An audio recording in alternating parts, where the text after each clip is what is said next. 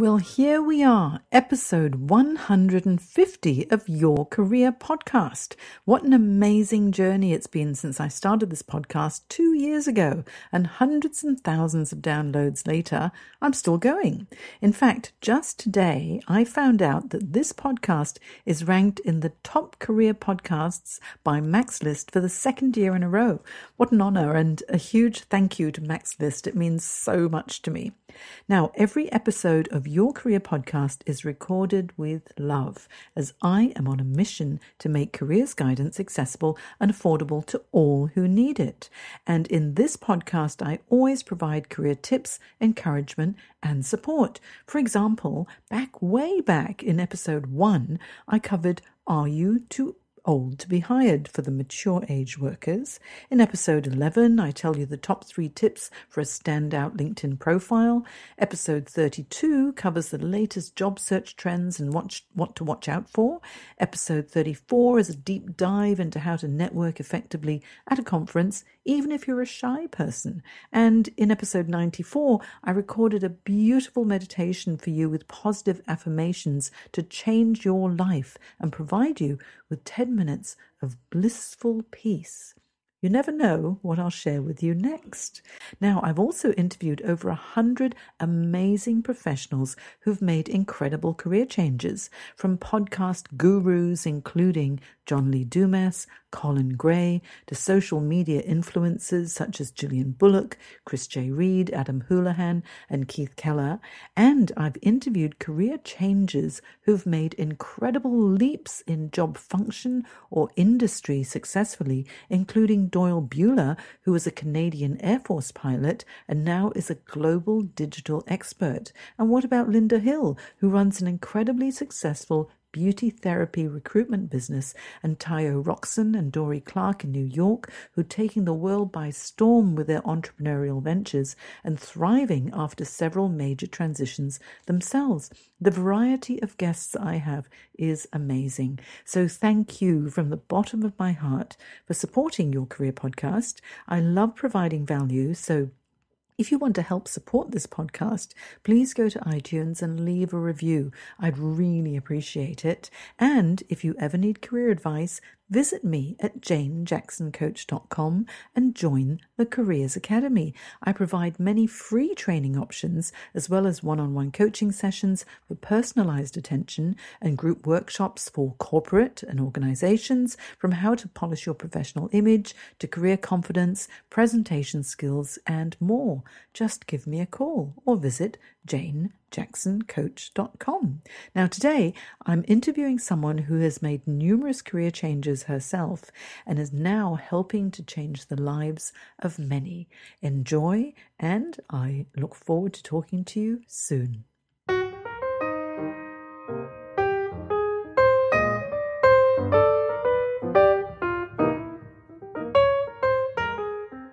Welcome back to my Careers Podcast, where I interview fascinating professionals who've made amazing career changes and also provide lots of career advice. Now, today, I'm excited to have Maureen Callister on the show because she's had some fascinating career changes, and our careers actually have a little bit of a parallel. So I think you'll find this quite interesting. But before I begin, let me tell you a little bit about Maureen. She is now a specialized kinesiologist, and through kinesiology, coaching, counseling, and NLP, Maureen teaches self-awareness, happiness, and basically how to make your life easier.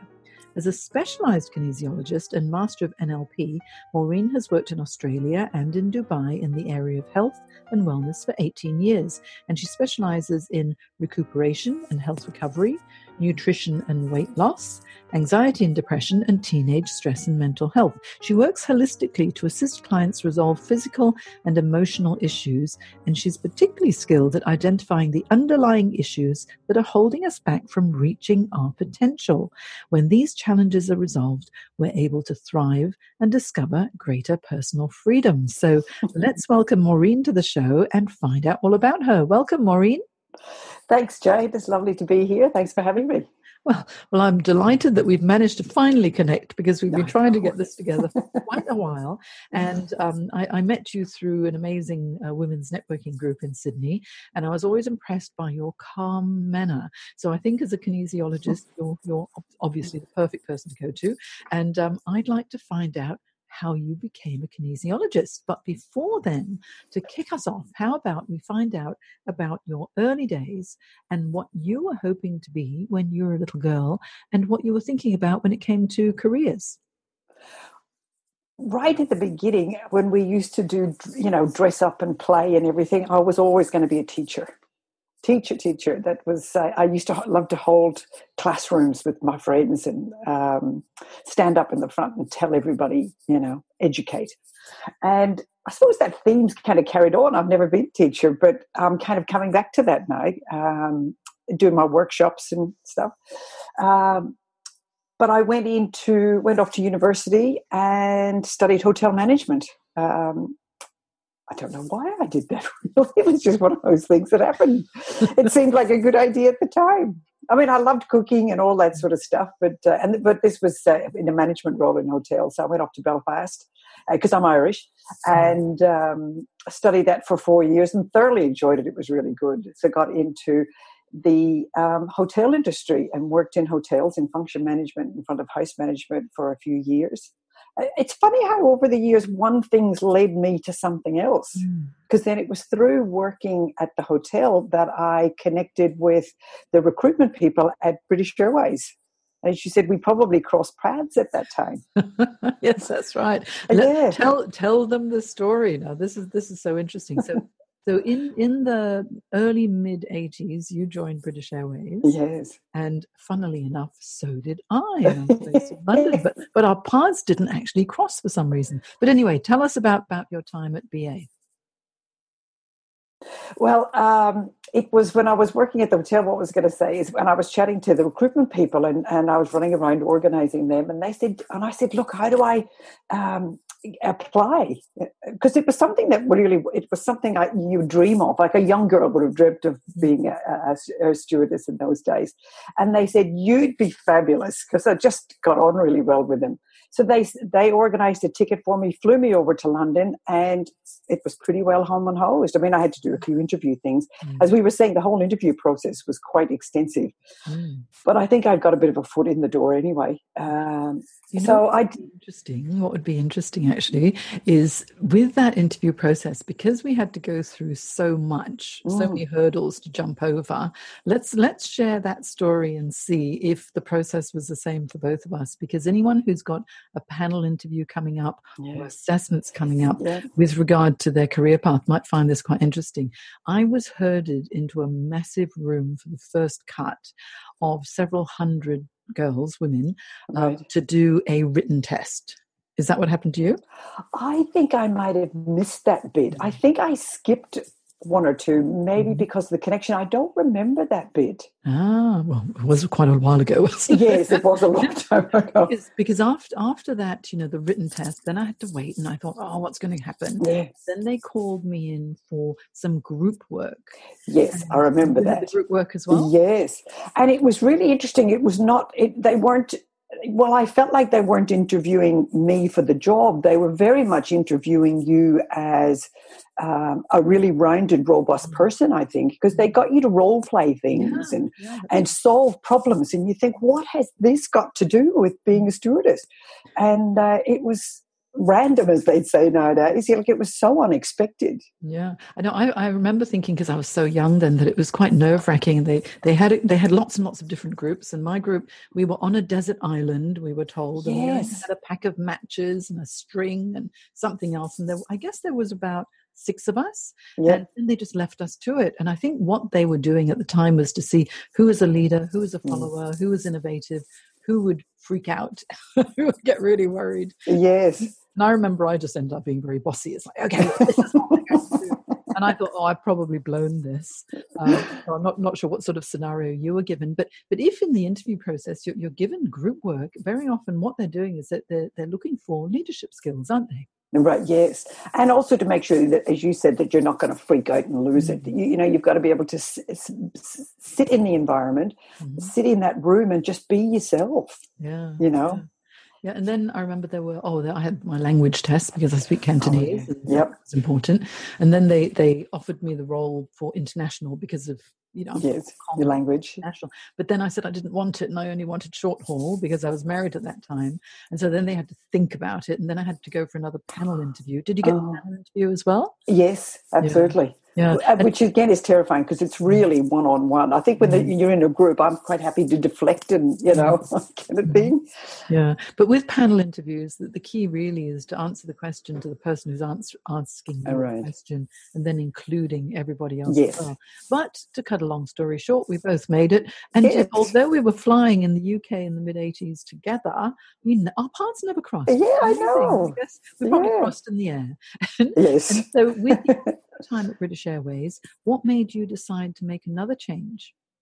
I was because of the points that we used to get and the cheap travel. I travelled down to Australia, and it was during those early flights. I just thought, I just love this country. It was like I'd come home. I just loved Sydney.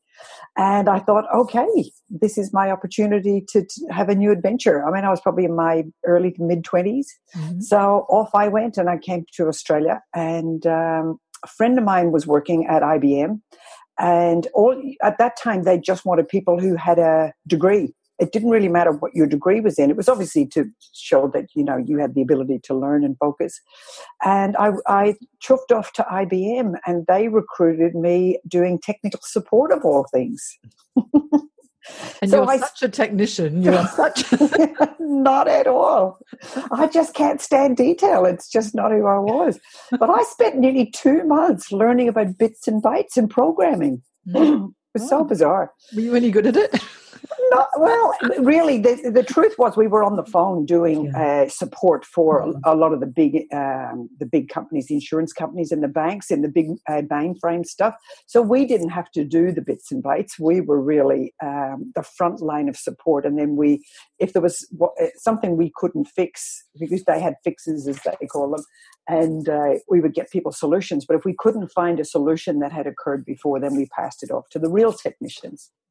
But I was in that then for about 2 years, and then moved into marketing, which was much more my field. I was much more comfortable with that. To me, that was much more interesting. And I got back out to talk to customers and, be customer service more in the sales and marketing area, which it suited me much better. Yeah. And I noticed that after IBM, you went to Telstra. Yes. Yeah. Was that in a marketing capacity as well? Yes. Yeah. And how did you enjoy your time at Telstra? It was good. It was that was a very stressful time, because that was the time when Optus had just come into the market. And so it was new to Telstra. I'd come in just at that early stages. There was huge change happening. And they recruited a lot of people from IBM and a lot of the other sort of very forward marketing kind of people, the forward-thinking companies. And they loved the IBM training, because IBM training was really intense. Their marketing training was at that time believed to be the best in the world. And so that was quite a big culture shock. You still had a lot of those, the old kind of public sector, government institutionalized kind of personalities, but that changed dramatically. So that change was huge and very stressful. There was a lot of pressure on all the salespeople. They didn't have to do sales before, so this whole new sales thing was very new to them. I think when there's so much competition in the marketplace, then it makes organizations concerned as to how they can stay ahead. And obviously marketing is important, sales is important. Yeah, absolutely. So you've actually had quite a varied career journey so far, Maureen, from Ireland to London, and from hotels and hospitality into the airline industry, and then going from London to Sydney, big jump and a big transition there, joining IBM in tech and then in marketing, and then going from IT into telcos with Telstra, and now you've transitioned into health and wellness. So now what happened there? So from Telstra to health and wellness here. Connect the dots, because I know Dubai plays a part here as well. Yes. So it was during that time at IBM. I'd been there almost 10 years. And, to be honest, I went through there was a family crisis and also personal crisis. And I think one of the important things that I've learned in life is sometimes the worst things that seem to happen to you, which I think many of your listeners will understand, when we have redundancies or things like that, it feels like you're never going to get past it. We went through a number of personal crises at that time. And I reckon, looking back on it, I went through like a reactive depression. Well, it was like a nervous breakdown almost, to be honest. And I kind of really fell into a bit of a pit. And so I left Telstra and thought I need to just stay home, focus on my family. I had 2 little kids at the time. My husband actually was quite ill. That was part of what was going on. But then as you come out of that and things sort of start to settle down and you go, okay, who am I now? What do I want to do? And you really, those times are like the best times to reassess your life and work out what's really important to you. And I had always had a passion for health and wellness. I used to love reading books about herbs and nutrition and stuff like that. So it was during that time when my kids were really young, I took myself off to Nature Care College and started studying what I thought I was going to do, which I was planning to do naturopathy, which is a really long course. It's quite a long degree. So I did massage therapy, and then I did reflexology and learned all these beautiful skills so that in the short term I could start getting to work and earning some money. And then the next thing was I discovered kinesiology, because they encourage you to try different modalities as you go on the path. And it's amazing when something just hits you and you go, this is it. It's like, I'm home again. And kinesiology just changed my life.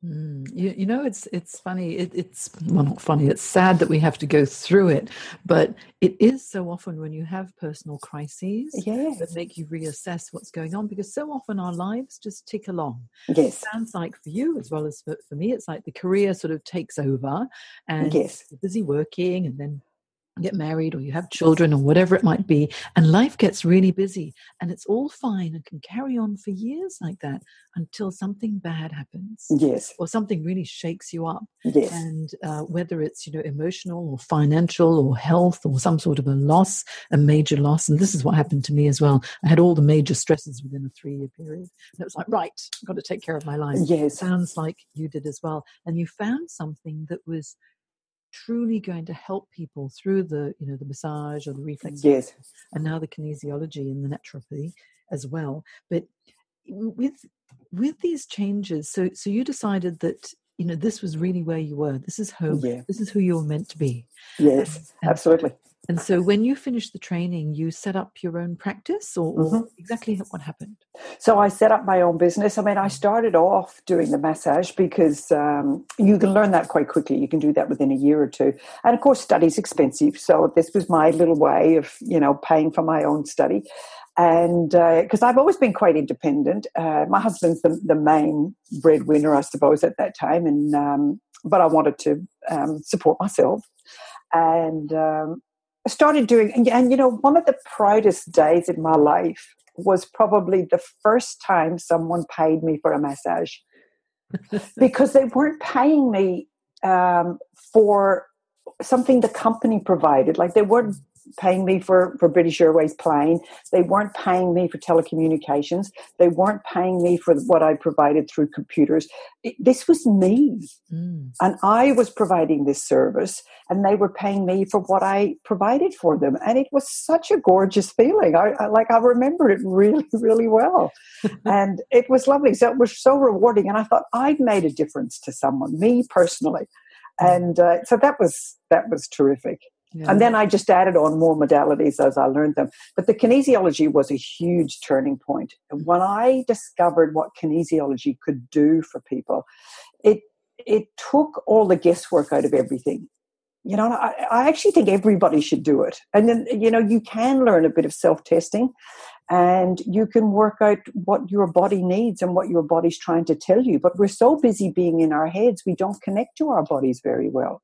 And kinesiology just cuts through all of that. It goes straight to talking to your nervous system and your subconscious mind. Sorry, I'm jumped straight into my kinesiology stuff. But reining you in a little bit, Maureen, because not everybody knows what kinesiology is. So give us a definition.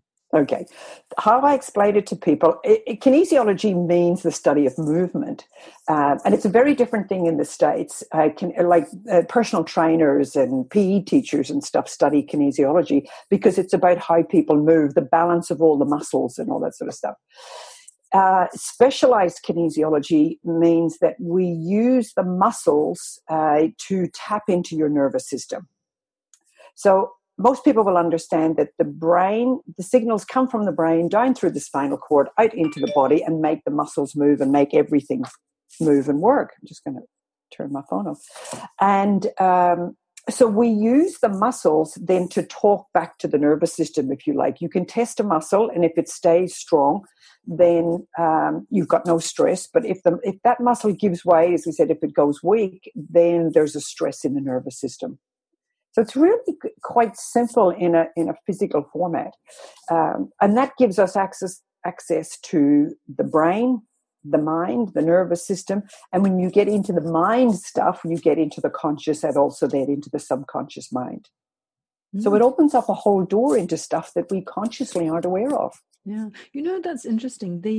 I've have a lot of neck problems, neck and the back between my shoulder blades and lower back as well. And I'm on the computer a lot, and I do a lot of coaching via Zoom, as we're recording this podcast today as well. So I'm sitting down a lot, and then I'm trying to sit upright. I've got a really good chair that but then of course my neck juts forward because I'm looking at the computer and I'm typing, and your head's as heavy as a bowling ball, isn't it? So I've got all of these issues. But the interesting thing was when I went to the chiropractor the other day, he was testing me with my hands to see you work against, where I'm pressing down, you press up, just where I was weak. And then he started asking me about my stress levels. And I thought, no, it's my neck. It's my neck. It's not, I've got a bowling ball head and obviously too much brain.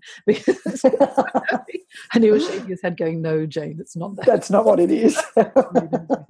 But that was interesting because he was testing that, and as you're saying, that with the stress and you test all the muscles as well, there must be some parallels with kinesiology and other alternative therapies too, such as osteopathy, and chiropractic, and all of this. So, what would the difference be between what a specialized kinesiologist such as yourself do and an osteopath or a chiropractor? Yep. It's good to see that the chiropractors, kinesiology came from chiropractic work. It was a couple of chiropractors who discovered kinesiology and discovered the muscle testing and how you could test a muscle to monitor the integration of the muscles and the bones and the joints and all that sort of stuff. The way I explain this to people is your body is driven really by your nervous system, by electrical signals, and your endocrine system. So there are signals going all the time from the brain to the rest of your body. Our stress tells your brain how comfortable, and I'm talking emotionally, mentally, as well as physically comfortable in what you're doing and your environment and your expectations of yourself and where you're going and all that sort of stuff. So your brain's perception of how safe or comfortable or, am I okay with doing this? Then everything's flowing nicely. But once you start to feel like, I'm not sure I'm doing a good job, I'm not sure I feel confident about this, I'm not sure if I say this, if it's going to be well received, I'm not sure if I'm safe going out in the world, then that's a whole different set of signals that go to the body. And that's the fight and flight response. So most people these days understand the fight and flight response. When you're in fight and flight, there's a whole different set of chemicals and a whole different set of signals that get transferred into the body and into the muscles and into the joints and into the ligaments and all that stuff. And particularly it affects your digestive system. And as it affects your digestive system, it's affecting your body chemistry because obviously what you eat creates kind of who you are, as they say. And most people's issues around their digestion, around nutrition, really comes from stress.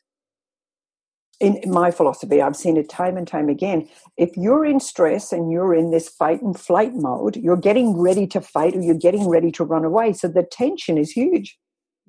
Does that relate to why some people go into like comfort eating? Oh, absolutely. Because it's the whole emotional thing. You think, I don't feel good. How can I feel good? If I have some chocolate, it makes me feel good. We're comforting ourselves. So it absolutely is comfort eating. But it's an emotional thing. Yeah. And I guess that's the thing. It ends up spiraling, because if people are unhappy or they're concerned with something, and then they start to eat, and then they put on weight, and then because they're stressed, they don't do the things that they previously used to enjoy, such as going to run or exercising or dance or whatever it might be. And then the lack of activity means that they're going to put on weight, additional calories. That's right. Then it ends up being this spiraling downward. Absolutely. And then they realize, oh, I need a kinesiologist. Yes. So we go in and break those cycles. We look at what is the cycle that's going on here, and we look for the core. So as you said in the intro, my favorite thing to do is to go, where did all this start? Where do we go to find the core of this? And it's most often in our early childhood. Because I remember Oprah interviewing someone once, and she just, this person was talking about this kind of thing, how our early childhood affects who we are. So Oprah just went, oh my God, she said, what you're telling me is we are all running around as like 5-year-olds and 7-year-olds in these grown-up bodies. And I can't remember who she was interviewing, but the person said, yes. Oh, that's an interesting take on it. Because our early program creates who we think we are. So now I've had another thought while you're talking, is what about hypnosis? How big a part would that play in it as well? Because sometimes people like to go back to their childhoods during hypnosis. Yes. I'm not sure. I haven't tried hypnosis before, but it sounds like it would be really interesting. Yeah. And especially trauma victims, people who've had some major trauma in their lives. And I do a fair amount of work with former police officers who've had as well. And so quite a number of them have got a lot that they deal with. And so would hypnosis be a good maybe adjunct or additional service to kinesiology or chiropractic or everything else, but as part of an alternative therapy too? Yep, absolutely. I like hypnosis as well, because it bypasses, the thing I love about kinesiology, and hypnosis is similar, is that it bypasses the conscious mind. So, and your conscious mind is what you are aware of. And you'll hear people talking about it, there's the analogy of the iceberg. And it's only the little tip of the iceberg that sits above the water is the part of our mind that we're actually consciously aware of. Because all our memories sit under the water, if you like, in our unconscious mind or subconscious mind.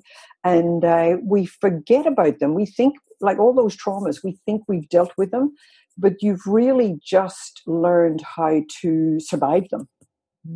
And so with kinesiology then, when you're working with someone, how does it actually work so that you bring out all of the things that might be repressed or suppressed, and then release it so that people feel so much better?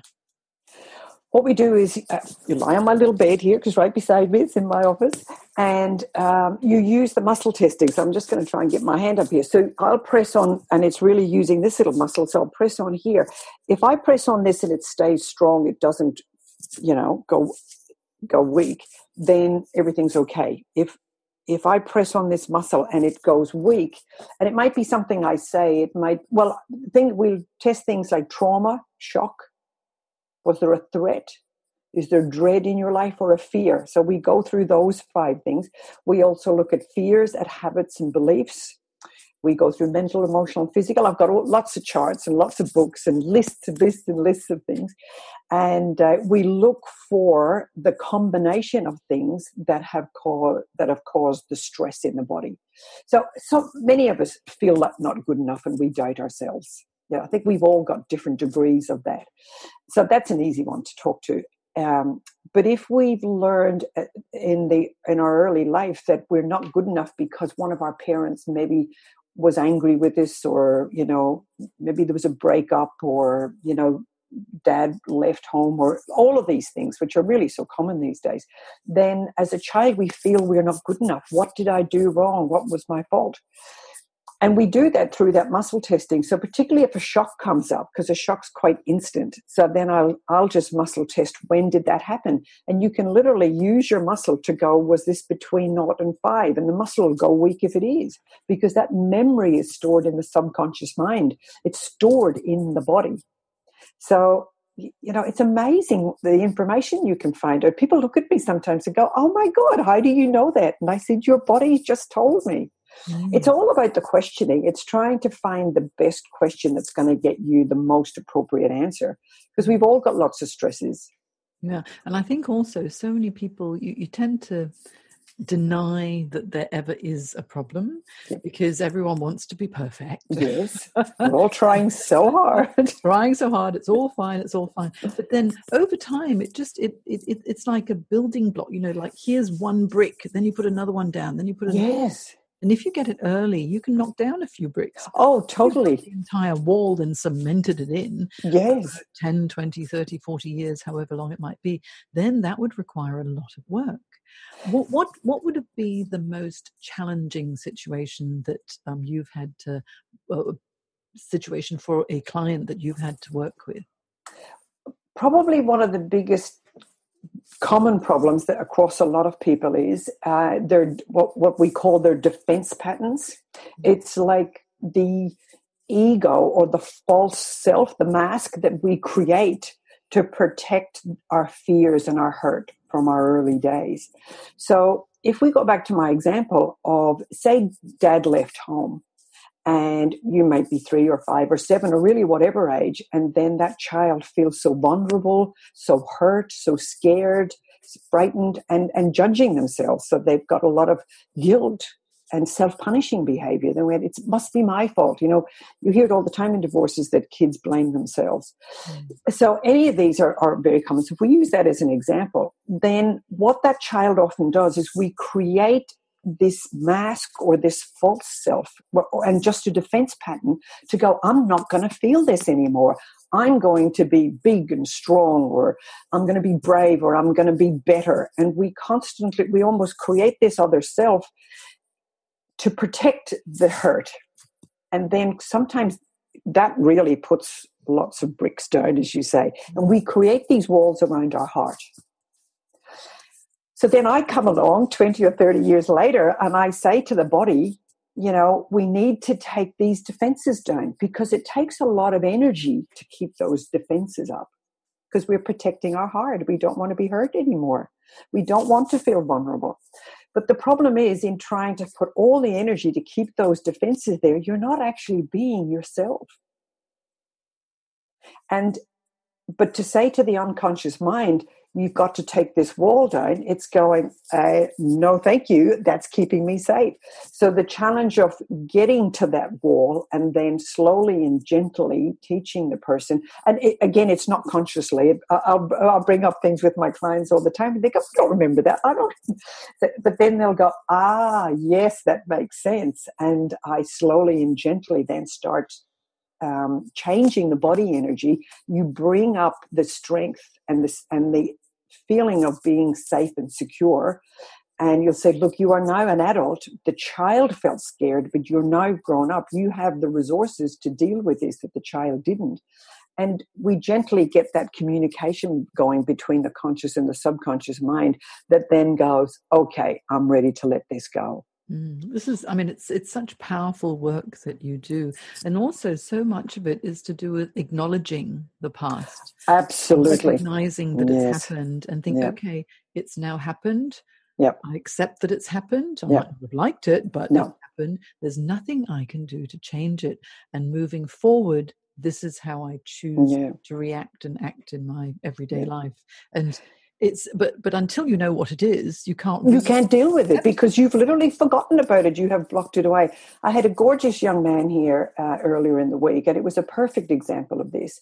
He's I think he's in coming up towards HSC, and I've seen him a couple of times, and sometimes it takes a few sessions before even the subconscious mind will let you into the real core stuff. So his mum brought him because he had a lot of real anger outbursts. And we dealt with it a little bit, and he was really good for a while, and then it would come back again. I thought, okay, there's a little bit more here, and we really got into it this week. And it turned out that when he was about 7, his parents took him to see a psychologist. So I said, why were you taking him to see the psychologist? And they said, because we were worried that he had ADD. He wasn't doing very well at school. So this poor kid at 7 years old had lost, and the parents said he lost it that day. He did not want to go to the psychologist. And what I find out when we go through into all the emotions and the mental patterns that were going on, he was so upset with himself and felt so stupid and so vulnerable and so scared. It was like, what is wrong with me? How can I be so stupid that they have to take me to a psychologist? What's wrong with me? You can imagine that churning that goes on in a young person. And that emotion that's so overwhelming that they kind of hate themselves. This is awful. I hate who I am. How can I be like this? So he created this ego. And it was partly to protect the child, but it was also partly to create the power in himself to go, you're not listening to me. You're not allowing me to make this decision. You're overriding my power. So all his power was taken away because his parents made him go. So he was on my bed, and I said, "You've created this. You're not going to tell me what to do." And he fights with his teachers. He fights with anyone in authority. He finds it very difficult to be told what to do. And I said, "Is this all a bit weird?" And he said, "Yes, it is a bit weird that I was bringing all this stuff up." And he said, "But it absolutely makes sense." And his mom was gone. You know what's so sad is that at the beginning, when the parents wanted him to get professional help for something they were concerned about, they must have been thinking they were doing him a good thing. Oh, absolutely, and they were. It must have been out of love that they were sending him. And then the reaction, perhaps the communication wasn't as clear as it could have been.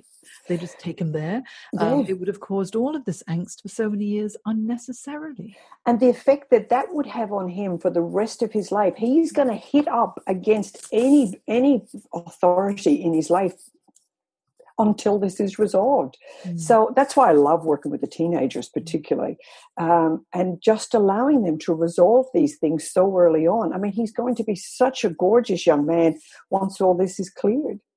I had another senior CEO, I think it was senior financial officer or CEO in Dubai. It was a great example. Very successful man, very big, one of the Fortune 500 companies there.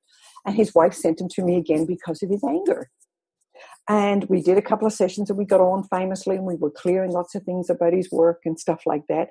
And then one day the anger stuff came up, just because the body has its own priority and how it wants to heal. So often I'll find with clients, they'll give you little things to work on, like not consciously again, but through the muscle testing, we clear that and they feel better. But it takes a few sessions, then the big stuff comes up. And I said to him, "Oh, here we go." I said, we were just having a lovely chat, and I said, "This is the anger stuff coming up now." And his whole face changed, and he just looked at me and he said, "Don't you dare touch my anger." And I was like really taken aback. And I said, "What do you mean?" He said, "My anger gives me my power." He said, "And don't you touch it. Don't you take it away." He said, "That's where my success is. That's how I get stuff done. That's who I am. And that's how I get to be the role that I have." And I just looked at him. I felt so sorry for him. And I said, "Wow." I said, "There are so much nicer ways for you to be a powerful person without being angry. Power doesn't come from being aggressive and assertive. Power comes from knowing who you are and being really authentic, Absolutely, yeah. But I think what he'd learned. And that would have made him a much better leader by recognizing and realizing that he doesn't need to be intimidating and lead. You can be collaborative and a warm, caring person. Yes. To be in fact, when we think about leaders, those are the qualities that we prefer. Someone who leads from within rather than cracking. Totally. and intimidating others. So that would have been a very powerful realization for him. Absolutely. It really turned a lot of things around. And you know what's so interesting is that so often when people have that barrier up, it's because obviously it's the protection mechanism that they have for themselves. And the protection is there because they think that they're not good enough without it. And you know, interesting. It makes me think of. I was working with a client once who was a career transition client, and was having challenges getting through to the second round of interviews, and it was this self-doubt that they had. And what I ended up doing was, because we'd talk about it time and time again, it kept coming up, and so I created a meditation because I like to podcast and record, and I've got quite a soporific voice anyway. Yes, you do. People to sleep so easily. It's lovely and soft. But so I created this meditation. It was all with positive affirmations and to do with you are enough. Yes. And let the universe embrace you because you are loved and you are enough. Yes. And you know what was so interesting was that it made such a difference to him.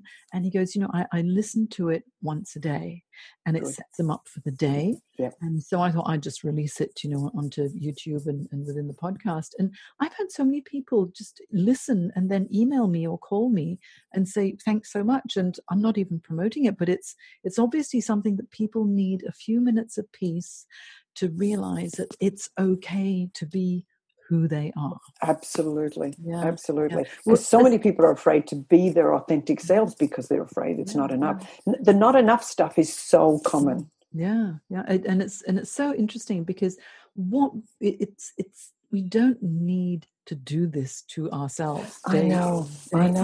But so many people do. Yeah. And go ahead. Oh, and so, I'm just thinking, when you're working with your clients and they reach, a phase where they feel, that relief or release or acceptance. Yes, it is. It's accepting who they really are. Yeah. And I mean, no matter who you are, the way you are, everything is actually, it's okay as long as you're aware of it. Yes. You can move forward. So if someone was going to work with you, how do your sessions work? Tell us about that. I generally recommend, I'm quite happy for people to have a session and see if they like it or they don't like it. There's a few people who's it's a little bit too much for them. I'll bring up stuff from their past and they're not quite sure that they're ready for that. Not everybody's ready to look at their stuff. But I generally recommend at least 3 or 5 sessions. And some people will also, once they've done a few, they sign up for 8. Because it's a journey and it's a commitment to themselves and it's a commitment to really get to know who they are and to understand how they really tick and what is it in their past or maybe even their fears of their future that's making them do things or not do things that they really want to do. So it's that conflict between it's the classic of when we decide to go on a diet, suddenly we find biscuits in the shopping trolley and or you join the gym and then you never go. So when there's that part of you that really wants to do something, but there's another part of you that goes, I don't think so, and to resolve those conflicts. But it takes time, but the difference within about 3 sessions, you'll notice a big change. There must be a great feeling of lightness. Absolutely. And people will say to me, I don't know what you've done, because sometimes it's a bit abstract. And they'll say, I don't quite know what you've done, but life is easier. I just feel better and I can't put my finger on it. But it comes back to them relaxing, trusting themselves and just being more comfortable with who they are. I think the work that you do, Maureen, is such important work and that we need to tell people where to find you. So what's your website? It's called selfcentered.com.au. And people think the name's funny. And I think nowadays people are getting it much more because we are much more aware of self-awareness and the new age stuff. And practicing self-care. Exactly. People used to say self-centered. You don't want people to be self-centered. And I went, no, you need people to be self-centered. We need to come from ourselves and we need to connect with who we are. So that's what it's so much about, putting on the oxygen mask before you help anybody else. Absolutely. Look after yourself first. Yes. Otherwise you're no good to anybody. Yeah. Because as we've said, you can't go out in the world and trying to prove you're okay to someone else when you doubt yourself. So all the work is with self. And once you've learned to accept yourself and love yourself and know who you are and know what you want, then you can go out into the world and create whatever you want. Yeah, and you know what? It makes such a difference because it gives people that very strong presence, because you can tell when people are okay with themselves. Because they walk down the street and you think, oh, you know, they look pretty confident, but it's a real confidence. It's not a bravado type of confidence. And I think most people who are very self-centered, I'm just thinking of like Gandhi, for example, very centered with self, has this power that emanates without having to shout and stomp and bang and do all of these other things. It's just knowing who you are and what's so important. I think the work that you do through self-centered and kinesiology is really important work. Now, what I'm going to do, Maureen, is to put your links into my show notes on janejacksoncoach.com so people can find you easily. And you also have a special offer for listeners, don't you? Yes. Anyone that wants to come and have a chat with me so it's a personal chat and find out what I can do for them, I'm happy to do a 20-minute consultation, and I'd love to hear your story, hear what you're struggling with, and then find out whether you think kinesiology, we can do it over Skype or over Zoom, whatever you like. If you're local, absolutely come and see me, but don't make that a hurdle that you can't come and see me. I can just as easily do it through Skype or Zoom. Yeah, and that works so well, just like we're doing today. We're having a Zoom interview. And I conduct all of my one-on-one coaching via Zoom. And it's got my coffee here. Yes, we can work away. We can have a coffee catch-up. Yeah, I love it. Such an interesting chat. And you've really come full circle from Ireland to Australia, from hospitality to dolly-dollying. And, you know, we're going to have to dig through some old photos. Yes. See if we've been together. What was your maiden name? McKay. Oh, okay. And yours? I'll have to look through. Jackson. Jackson. Okay. Jackson, then I became Stuart, and now I'm back to Jackson. Jackson again. Even though I've remarried, I've decided, because I'm so empowered, Maureen. Yes, so empowered that I'm keeping my own name. Despite my husband being a wonderful, wonderful person, I just want my own name. So there you go. Good. Well, thank you so much. It's such a pleasure talking to you. We'll have that was lovely. Later on in the year as well, and find out more about what you can do. But I think this is a really valuable episode for people to realize that, you know, if you are feeling a bit stuck, obviously, if it's an emotional feeling of being stuck, then kinesiology will definitely help you. And absolutely. Between us, actually, we should partner up, because I help people to get unstuck in their careers. You help people to get unstuck in their head. And their hearts. They can conquer the world, can't they? Absolutely. Lovely. Beautiful. Well, such a pleasure chatting to you. Thank you so much, Maureen. And you. Thank you, Jane. It's been lovely. Bye.